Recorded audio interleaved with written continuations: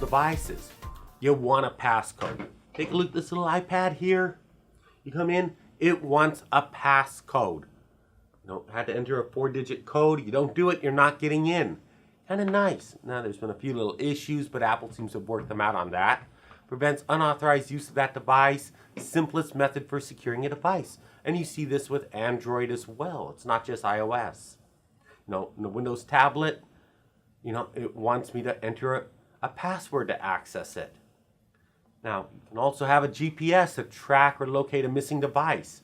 To find my iPhone or iPad, so you can find it missing. On the Android side, I tend to use Lookout Mobile, which allows me to find any missing device.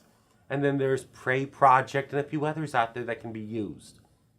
Uses an app on a separate device connected to the internet to find it. If that device is connected to the internet in any way, it can find it. But if you really have lost your device, you've got all your sensitive data on it. One of the best security things you can have is to be able to remotely wipe that. And Apple allows for that now with iOS 7. Remote wipe's one of the wonderful features. Android, Lookout Mobile will do that. Some other applications, Prey Project will do that.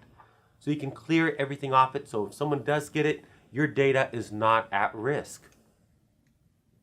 You can do a backup. Both iOS and Android can do backup to another computer or up to the cloud, up on the internet somewhere. So if your device gets lost, gets damaged, you haven't lost your information. Now, what if someone does get your system, gets your tablet? Well, they enter a bad PIN code too many times, it can erase all the data. Now, Apple has that, really kind of nice. I advise that if you have an iPad or iPhone, you turn that on. Just make sure the kids don't play with it. They try to guess your PIN code a few too many times. It won't matter that you locked it. You don't have anything on it now. Kids can really make that fun. Antivirus, use it just like you would on a computer. Configure the mobile device, update and scan for viruses on a schedule. Lookout Mobile on the Android world has antivirus. There's other antivirus out there. McAfee makes one. I think Norton does as well. Antivirus hasn't really taken off on the iOS world yet. Sooner or later, it probably will. You need to update your operating system. You need to patch it. There's going to be flaws. And it's not just the operating system, it's also your applications. Now, all the updates become readily apparent if you're using iOS or Android because you see them happening almost every day. Well, maybe not to the OS, but to the applications.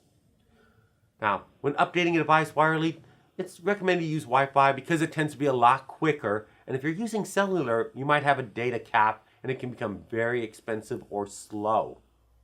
And if you're installing updates, probably a good idea to make a backup just in case something corrupts. It shouldn't happen, but you don't do it, that'll be the one time that it does.